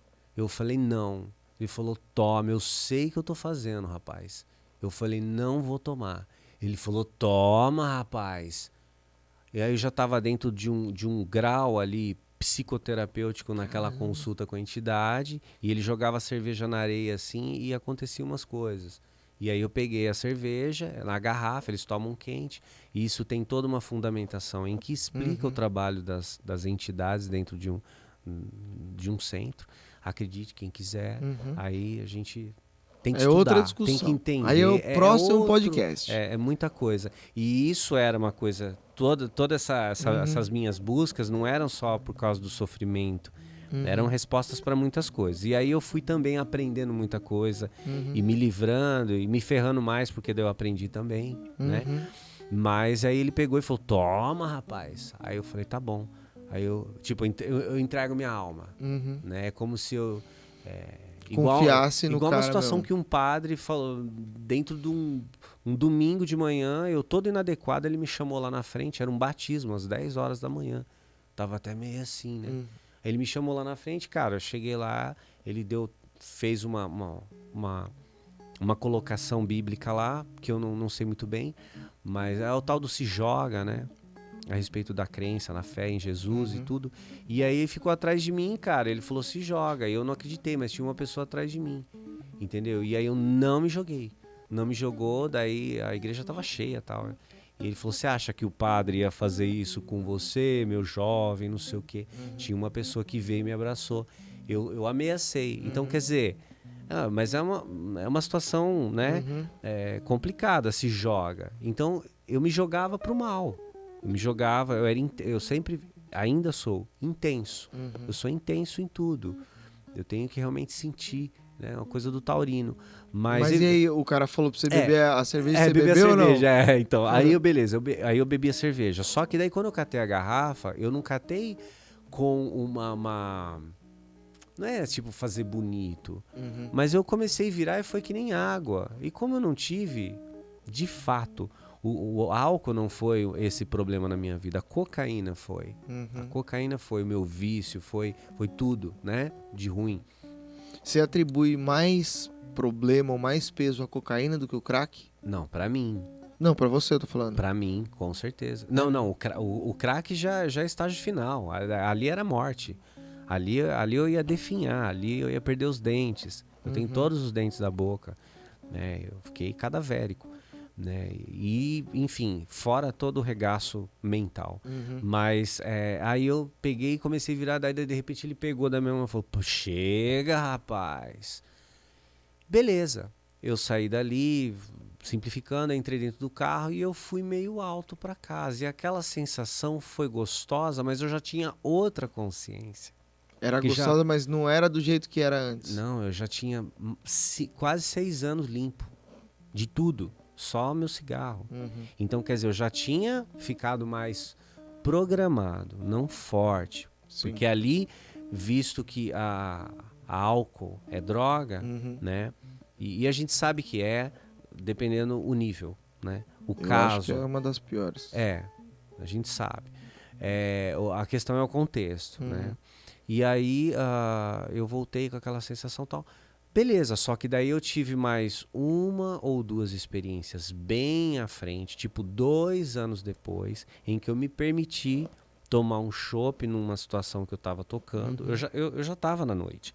Eu fiz a minha recuperação dentro de um grupo, né, uma banda que era alcoólatra. Caceta, mano. Né? Teve situações dentro da banda de sair, né? Enfim, tretas assim, né? E não eu, né? Mas assim, de uma pessoa tá assim no instrumento do meu lado, olhar pra mim, sabia de tudo e pegar o copo de uísque e jogar na minha cara. Eu tocando, ficar com a cara toda molhada de uísque e começar a entrar no olho, Mas arder. o cara fazer isso de loucura, de piada, do quê? Cara, o cara tava com um monte de coisa perto dele, né, meu? Não era só ele, né? Então eu tinha um... Ali eu tava segurando uma questão que era o lado profissional, a necessidade, tudo, né? Tudo, enfim. Aí sobre a entidade foi isso que aconteceu. Essa existiu uma conversa ali em que ele estava dando como se fosse um comando para mim, no sentido de vamos parar para pensar que você passou e ficou muito marcado e traumatizado com tudo isso, mas que pode existir um meio termo para você.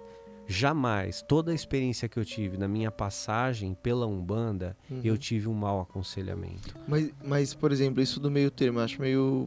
eu entendo. Perigoso. Mas eu acho perigoso. Por exemplo, você acha que dá pra ter meio termo com a cocaína, com o crack? Pra mim, não. Sim. Porque a questão é que, assim, se a gente for falar do ponto de vista da psicopatologia, você vai ter um monte de assunto, né? Você vai ter um aprofundamento. Se a gente for falar só da psicologia, né? Então uma coisa está ligada, né? Se torna neurobiológico, né? Neural. E agora termine o recado que você começou. O recado. Exatamente. É uma entrevista difícil, né, Fê? Não é uma entrevista, é um bate-papo. É um bate-papo. Não é uma entrevista. Então, evitar um recado pessoas... tá com problema com drogas, cara? Procure ajuda. Vai buscar ajuda. Eu recomendo o NA. Sem dúvidas, salvou minha vida. Se a tentativa de algumas pessoas é tentar buscar pela religião, vá. Entende? Não existe uma receita, mas existe uma dor. Existe uma dor em você que ela vai te corroer de uma forma que... O que eu tô dizendo agora, eu não sei nem explicar. Eu não sei nem explicar, mas eu não me sinto responsável por passar essa imagem, esse papel. Simplesmente eu olho e falo, cara, eu sei tudo que eu evitei de bom na minha vida por causa do uso de drogas.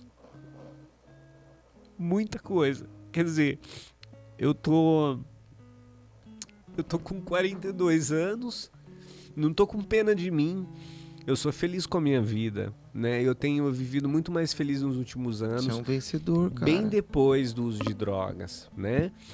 Eu tô, como se diz assim, eu tô seguindo o fluxo, eu tô vivendo no presente, no aqui, no agora, né? Mas como que pode, né?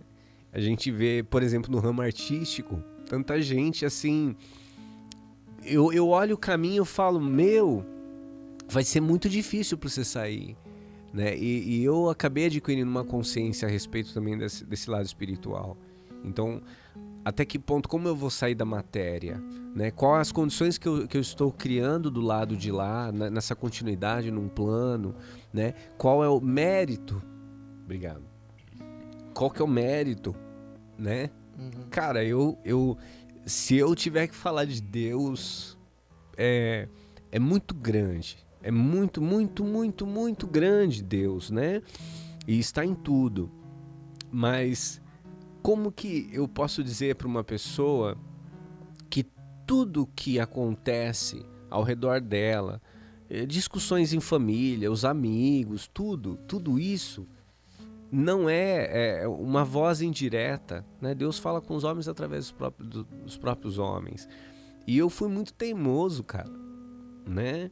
Eu fui resistente, mas eu pude entender também que eu vim dentro de uma trajetória, não sei trazendo quais karmas, quais questões para serem desenvolvidas, os processos na existência, nessa caminhada, para eu me fortalecer, para eu conseguir realizar as minhas próprias coisas, né? Eu sei do meu potencial, sei que eu sou capaz de muito mais coisas, mas antes eu só aspirava a viver tudo isso, né? Realizar, ser grande em algum nível, em alguma questão, né? Então esses anseios, eles estão minuto a minuto sendo martirizados, né? Esses pequenos anseios que é uma oportunidade na vida, você tá jogando fora, cara.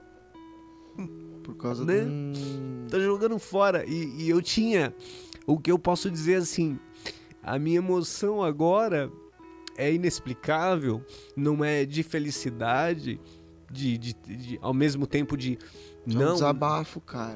Não é que não é, eu tô falando aqui o tempo todo de uma série de coisas. Então eu carreguei a minha psique, né? Eu trouxe do meu inconsciente essas informações, as minhas vivências, tem as imagens, eu tava lá.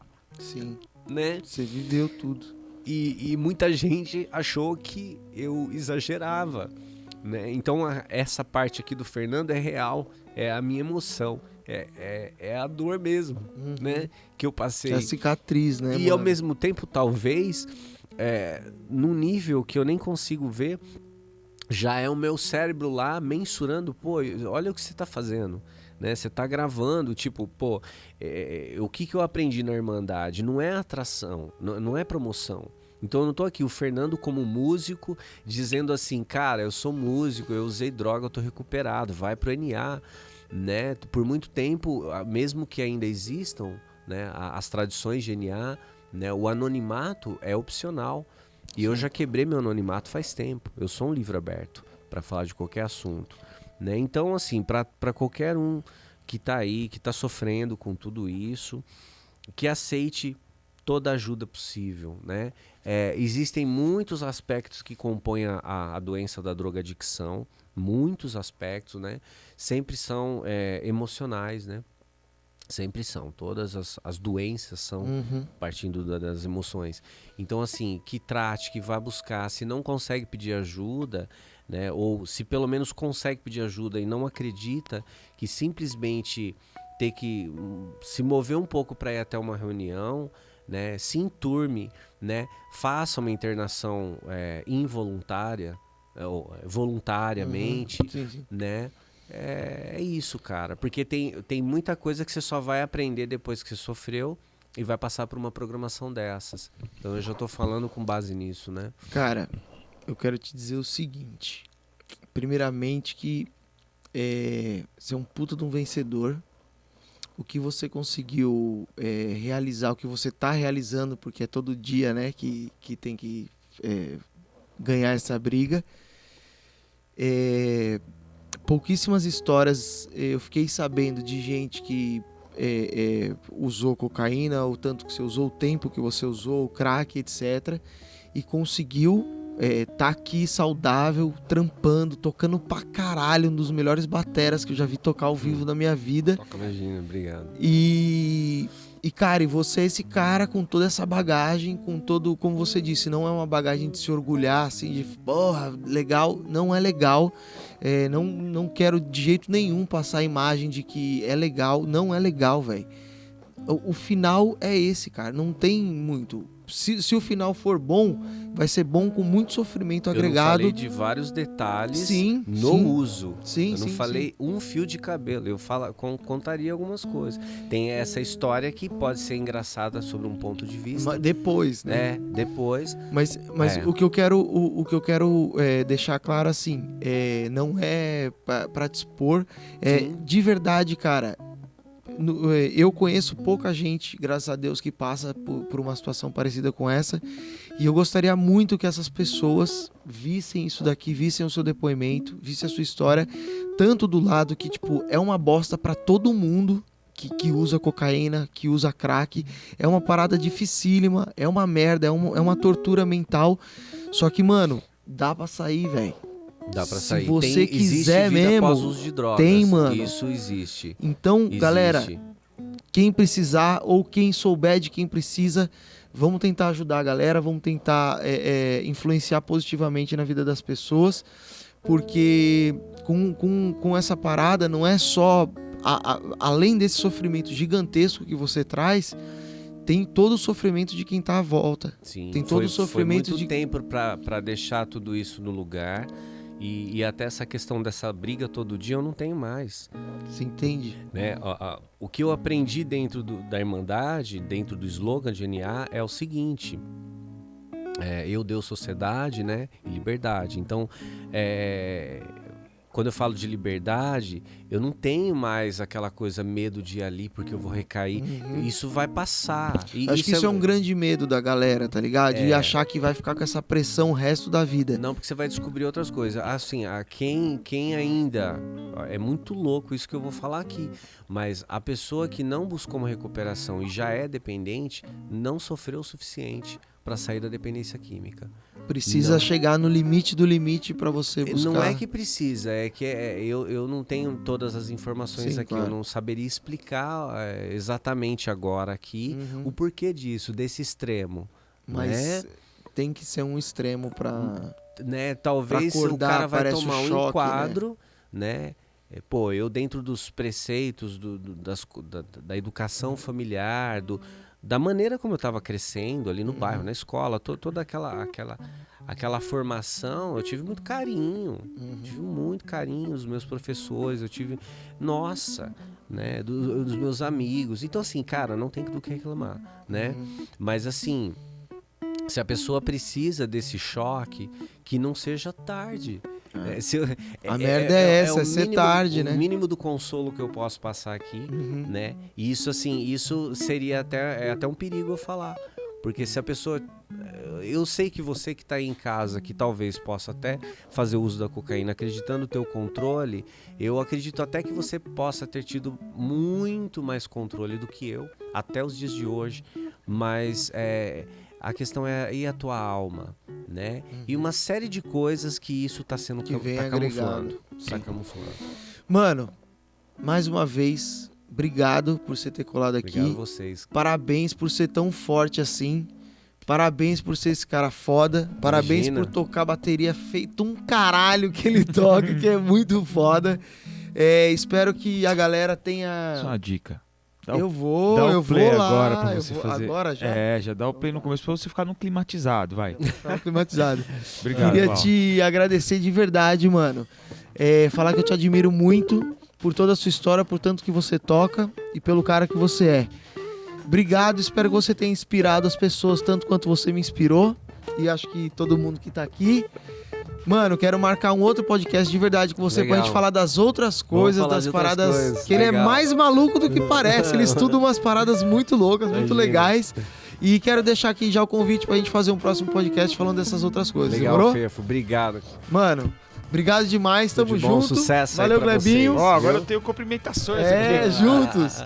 Obrigado, gente. Obrigado, Obrigado. Japa. Hoje o dia foi incrível, hein, Japa? Tamo junto, hein? Registrado aqui, que Obrigado, hoje saiu Japa. sangue, gente. Obrigado todo mundo, obrigado por curtir, comente aí, fala o que você quiser falar, mas fala. O que, Japa? Ah, os patrocinadores a gente não deu tempo de falar hoje, mas como tá muito corrido, a gente Tomaram queria no cu agradecer. os patrocinadores. Ai, patrocinador pra casa do... Hello, tô Patrocinador brincando. tomou no cu, Ó, mas... falar rapidão. Aqui, ó, pra vocês. Muito obrigado. Pratical Clean. Você quer fazer higienização? Sim. Pratical Clean. Você quer fazer higienização na sua casa, seu escritório, aonde que você quiser? Pratical Sim. Clean. Vai, sim. Pratical Clean. rapidinho, Vai, pra sim. você, Pra você, pra pra quem? sua avó, Pra todo mundo. Fernandão, Todo mundo. Pra sua vizinha. Vai. Pro Thiago. Vai. Pratical Clean. Pratical Clean, sim. Depois da Pratical Clean, a gente tem a Collab 1001, que é o escritório de arquitetura sensacional. Você quer fazer seu projeto de arquitetura, construir seu estúdio, sua casa, escritório, prédio, a puta que te pariu. Collab 1001 é uma empresa sensacional. Conte com eles também, @Collab 1001. Se não estiver aparecendo aqui, você sabe que é só @Collab 1001, certo? Muito obrigado por tudo. Terça que vem, 7 da noite, tem mais. Valeu demais. Obrigado Voltar mais o uma jingle, vez. Volta o O jingle. jingle vai voltar pra terminar. O japonês subir a nossa super vinheta, Ah, certo? garoto. Obrigado, minha gente. Valeu, até terça que vem. Valeu, até mais. Valeu. Tchau, sobe a vinheta, japonês. Palmas. Salve de palmas.